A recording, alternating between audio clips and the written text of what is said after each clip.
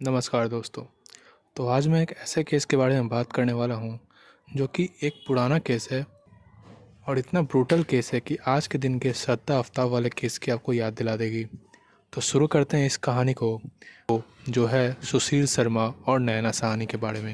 तो नैना साहनी एक बहुत ही बोल्ड और काफ़ी बोलचाल करने वाली लड़की थी। वो अच्छे से जानती थी कि अपनी बातों को कैसे रखना है और कभी भी पीछे नहीं हटती थी। उसके इसी एटीट्यूड को देखते हुए वो अपने कॉलेज टाइम में भी यूनियन की लीडर थी और उसके अच्छे खासे पॉलिटिकल कनेक्शंस भी बन गए थे। फिर बाद में जब उन्होंने अपने कॉलेज से पास आउट किया तो उसके बाद उन्होंने कुछ जॉब स्टार्ट की, बट चूँकि वो पॉलिटिकली कनेक्टेड थी अपने कॉलेज टाइम से, तो जॉब में ज़्यादा दिन रह नहीं पाई और वो वापस से अपनी जॉब छोड़कर कांग्रेस की लीडर बन गई। तो इसी तरफ सुशील शर्मा, जो कि अगेन कांग्रेस का ही एक लीडर था, वो नैना के साथ में काम करता था। सुशील और नैना की काफ़ी अच्छी बॉन्डिंग थी क्योंकि उनका बैकग्राउंड भी ऑलमोस्ट सेम था और दोनों का बिहेवियर भी अराउंड सेम ही था। दोनों काफ़ी बोल्ड थे और सुशील शर्मा के बारे में कहे तो वो अपने साथ एक पिस्टल भी रख के चलता था, जो कि लगभग 1985 की बात है। और उस समय पिस्टल रखना बहुत ही बड़ी बात होती थी और वो इस पिस्टल को इसलिए रखता था वो ताकि वो अपना गुंडागर्दी और भौकाल जमा सके। तो इसी बीच सुशील और नैना के बीच रिलेशनशिप डेवलप हुआ और आगे चल के उन्होंने शादी भी कर ली। बट सुशील का मानना ये था कि अगर वो शादी के बाद को पब्लिकली एक्सपोज करेंगे तो उससे के पॉलिटिकल रिलेशनशिप पे बहुत ज़्यादा हार्म होगा। तो इसलिए उसने नैना को कैसे जैसे तैसे करके अपने शादी को सीक्रेट रखने के लिए मनाया और नैना भी मान गई क्योंकि वो उसी बैकग्राउंड से जुड़ी हुई थी और वो समझती थी कि रिलेशनशिप एक्सपोज होने से काफ़ी कमजोरियाँ बाहर आ सकती हैं। उसके बाद 2-3 साल बीत गए और अभी तक किसी को भी इनके शादी के बारे में पता नहीं था। इसका आप गहराई इस लेवल तक जान सकते हो कि उसके माँ बाप के नेक्स्ट के रिलेशन तक को भी नहीं पता था कि उन दोनों की शादी हो चुकी है। अब बाहर से सब कुछ सही लग रहा था, बट सुशील काफ़ी ज़्यादा फन बॉय टाइप का इंसान था। उसके बहुत ज़्यादा एक्स्ट्रा मैरिटल अफेयर थे और वो अलग अलग लड़कियों के साथ घूमता था और नैना को उस पर शक भी होता था कि वो अलग अलग लड़कियों के साथ रिलेशनशिप में है। नैना को ये बात बिल्कुल भी पसंद नहीं थी और जैसा कि मैंने बताया वो काफ़ी बोल्ड थी। तो इसको लेकर सुशील और नैना के बीच में काफ़ी ज़्यादा झगड़े होते थे और इनफैक्ट कभी कभी सुशील नैना पे हाथ भी उठा दिया करता था।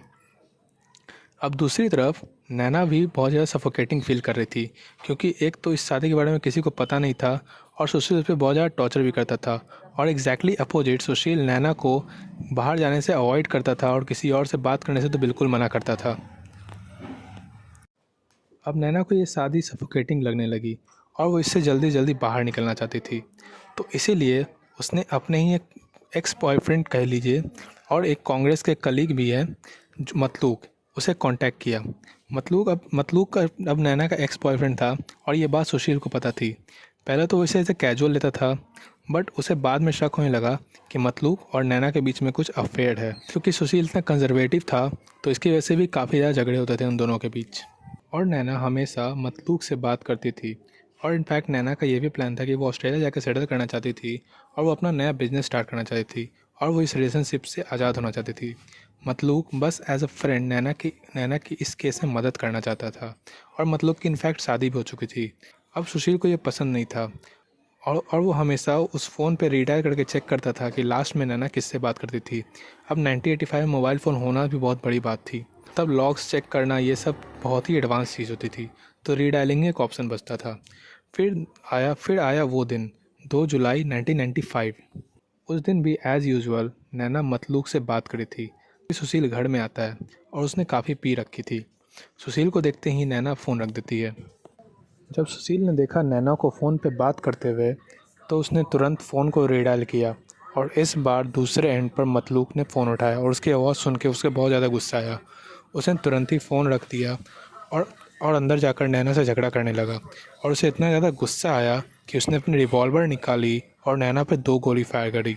उसमें से एक गोली सीधा जाके नैना के सर में लगी और नैना की स्पॉट डेथ हो गई। अब सुशील सोच रहा था कि नैना के बॉडी को कैसे डिकम्पोज किया जाए क्योंकि उसके पॉलिटिकल कनेक्शन थे। अगर ये बात बाहर लीक कर गई तो उसका करियर पूरी तरीके से ख़त्म हो सकता था। सबसे पहले उसने सोचा कि नैना की बॉडी को जाके यमुना नदी में फेंक देते हैं, बट वहाँ पे पहुँचने के बाद वहाँ पे भीड़ देखकर उसने वो प्लान ड्रॉप कर दिया। उसके बाद वो अपने एक फ्रेंड के रेस्टोरेंट में गया, जो कि उसका फ्रेंड और वो दोनों साथ में मिलकर चलाते थे। उस रेस्टोरेंट का नाम बगिया था और वहाँ पे एक तंदूर था। अब तंदूर नहीं पता जिन लोगों को, एक बड़ा सा पॉट होता है जिसके अंदर आग जलते रहती है और उसमें रोटी और बहुत तरह की डिशेस बनाई जाती है। उसने उसने जाकर केशव को बोला कि जल्दी से जल्दी रेस्टोरेंट खाली करवाने के लिए। केशव ने उस दिन के लिए रेस्टोरेंट पूरी तरीके से बंद कर दिया और जितने भी कस्टमर और स्टाफ थे सबको घर जाने के लिए बोल दिया। उसके बाद सुशील ने केशव के सामने अपना गुनाह कबूल किया और फिर उसे डिकम्पोज करने के लिए बोला कि उसे तंदूर में जलाया जाए। अब केशव चूँकि सुशील के पॉलिटिकल कनेक्शन थे उसे मना नहीं कर पाया और उसके बाद वो दोनों जल्दी जल्दी काम करने लगे।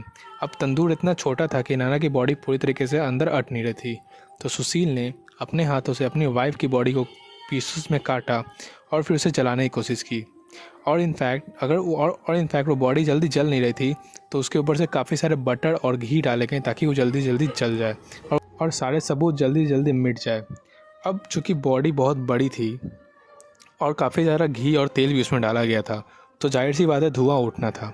अब आसपास के लोगों ने धुआं उठते हुए देखा तो आसपास के जो पुलिस कांस्टेबल पेट्रोलिंग कर रहे थे उन्हें लगा कि रेस्टोरेंट में आग लग गई है और उन्हें डर था कि आग पूरे एरिया में ना फैल जाए, तो इसीलिए वो जल्दी जल्दी ऊपर गए और वहाँ पर जाते ही उन्हें सुशील मिला। अब सुशील ने उसे बोला कि नहीं, हम कुछ पार्टी के पैम्पलेट्स वगैरह जला रहे हैं, तो इसी को धुआं ज़्यादा कोई बड़ी बात नहीं है। तो कांस्टेबल उसकी बात मानकर चला गया, पर बाद में वो धुआं और भी ज़्यादा बढ़ गया क्योंकि वो लोग और जल्दीबाजी कर रहे थे बॉडी को जलाने के लिए।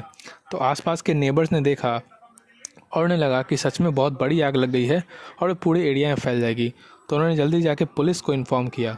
अब चूँकि पुलिस को लग गया था कि यहाँ कुछ ज़रूर गड़बड़ हो रही है, तो पीछे के साइड से जाते हैं और जैसे ही वो बालकनी क्रॉस करते हैं तो उन्हें डायरेक्ट वो तंदूर दिखता है जिसमें नैना की बॉडी को जलाया जा रहा था और उसके पास में केशव खड़ा हुआ था और सुशील वहाँ पे नहीं था।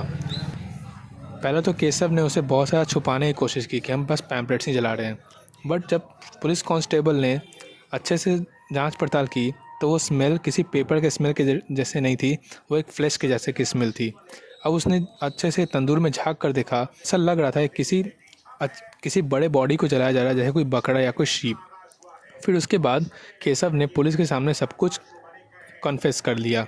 उसके बाद केशव को अरेस्ट कर लिया गया और सुशील वहाँ से फरार हो गया था। लगभग 9 दिन बाद सुशील ने बेंगलोर में सरेंडर किया। चूँकि सुशील के खिलाफ़ काफ़ी ज़्यादा सबूत नहीं थे और बस केशव के कन्फेशन से सुशील को अरेस्ट नहीं किया सकता था, तो इसीलिए पुलिस ने इस मामले की और जांच पड़ताल की ताकि सुशील के खिलाफ़ और भी ज़्यादा सबूत मिल पाए। फिर उसके बाद ऑटोप्सी हुई और इसमें इतनी बड़ी गलती हुई थी कि ऑटोप्सी में ये रिज़ल्ट निकला था कि पेशेंट की मौत जलने से हुई है। बट चूँकि पुलिस इसे और ज़्यादा इन्वेस्टिगेट करना चाहती थी, तो पुलिस ने कोर्ट से रिक्वेस्ट किया कि दूसरी बार ऑटोप्सी की जाए और दूसरी ऑटोप्सी में ये पता चला कि नैना की डेथ गोली लगने से हुई थी, ना कि जलने से। और ये बहुत ही बड़ा पुलिस का फेलियर था क्योंकि इन जनरल कोर्ट में पहले ऑटोप्सी का ही रिपोर्ट मान्य होता है और चूँकि सुशील के पॉलिटिकल कनेक्शन थे तो ये भी वो कह सकता है कि उसे फंसाने के लिए नैना की बॉडी में जानबूझ के बुलेट डाले गए और उसे फंसाया जा रहा है। उसके बाद लास्ट में काफ़ी सारे सबूत जब सुशील के खिलाफ़ आ गए तो सुशील ने फाइनली कन्फेस किया कि उसने नैना का मर्डर किया था और उसे उम्र कैद की सज़ा हो गई। हालांकि बाद में दिल्ली हाई कोर्ट में सुशील ने फिर से अपील की और उसके बाद जब सुशील जेल से छूट के आया तो आयरनिकली वो कपल्स को अच्छा लाइफ बिताने की सलाह देने की एजेंसी खोल के बैठा हुआ है और वो कहता है कि जो उसने किया वो बहुत बड़ी गलती थी और वो ये नहीं चाहता कि दूसरा कोई और ऐसा काम करे। तो दैट्स इट फॉर टुडे। यहीं ख़त्म होता है नैना और सुशील का केस। कैसी लगी आपको ये स्टोरी कमेंट करके बताइएगा और थैंक्स फॉर वॉचिंग।